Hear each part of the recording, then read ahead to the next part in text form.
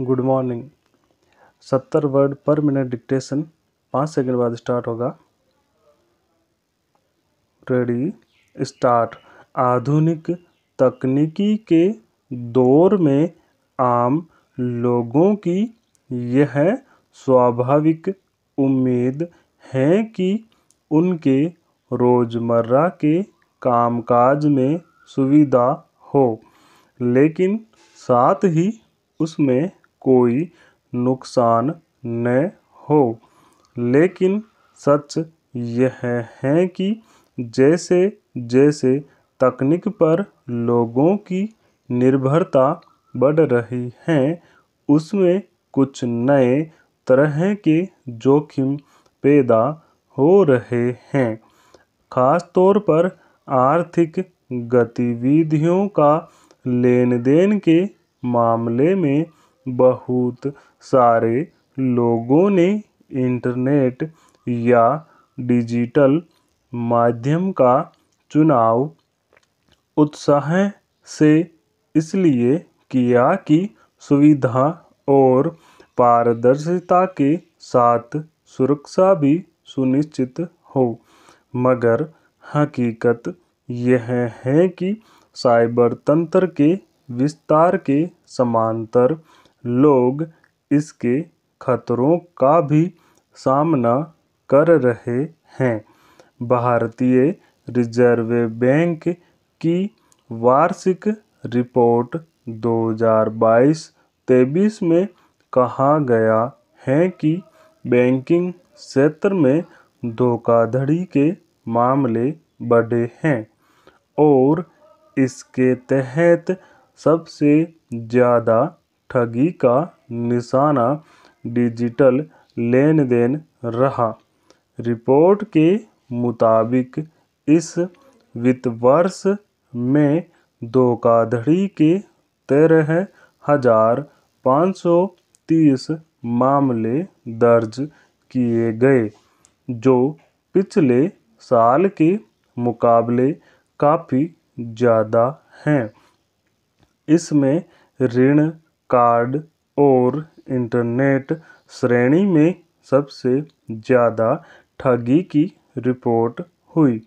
वित्त वर्ष 2021-22 में धोखाधड़ी के कुल 9,097 मामले सामने आए थे।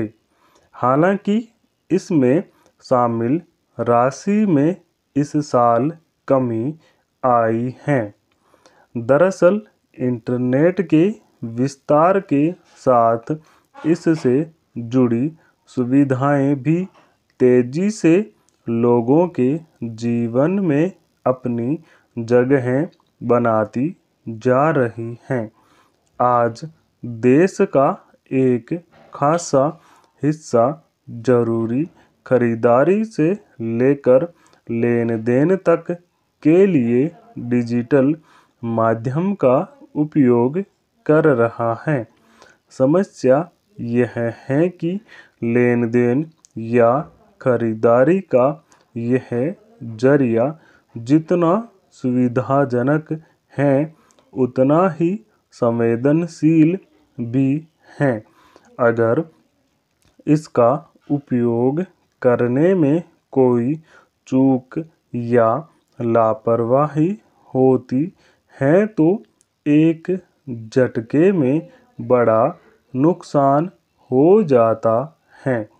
इसी तरह अगर कोई ठग किसी व्यक्ति को बातों में फंसाकर उससे आर्थिक लेन देन से संबंधित कुछ संवेदनशील ब्यौरे हासिल कर ले, तो बैंक खाते से पैसे एक पल में गायब हो जाते हैं। पुराने दौर की परंपरागत ठगी के बाद अब डिजिटल माध्यम में भी जाल फैलाकर धोखाधड़ी करने वालों ने एक नई समस्या खड़ी कर दी है। सरकार की ओर से इस तरह के अपराध के संजाल से बचाव के लिए सुरक्षा तंत्र बनाने के दावे तो किए जाते हैं, लेकिन इस पर ठोस तरीके से रोक लगाना मुमकिन नहीं हो पाया है।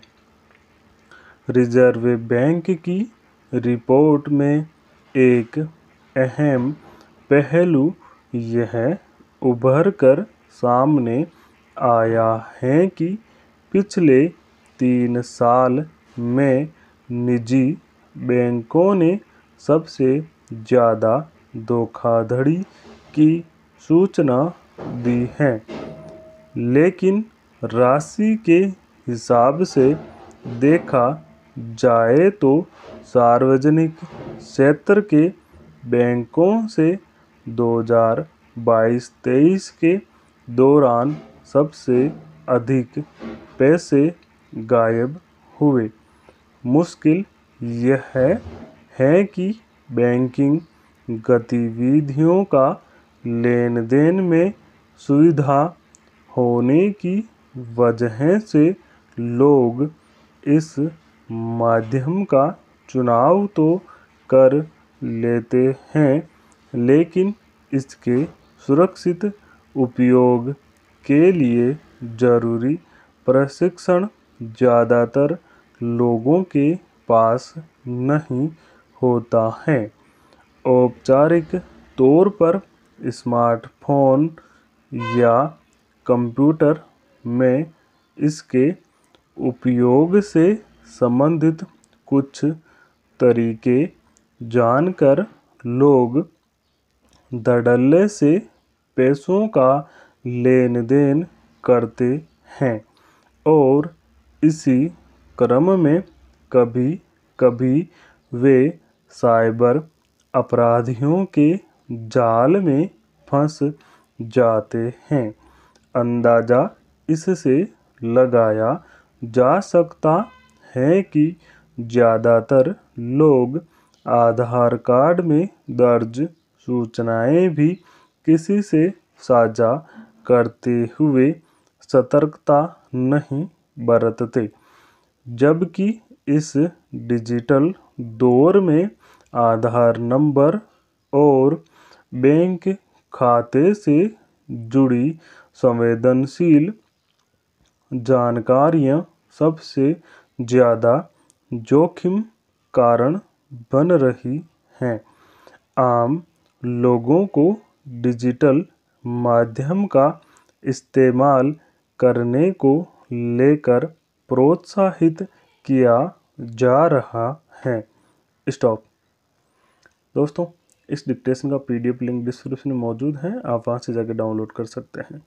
दोस्तों, अगर डिक्टेशन अच्छा लगे, पसंद आए तो लाइक शेयर कमेंट जरूर करें। Thank you.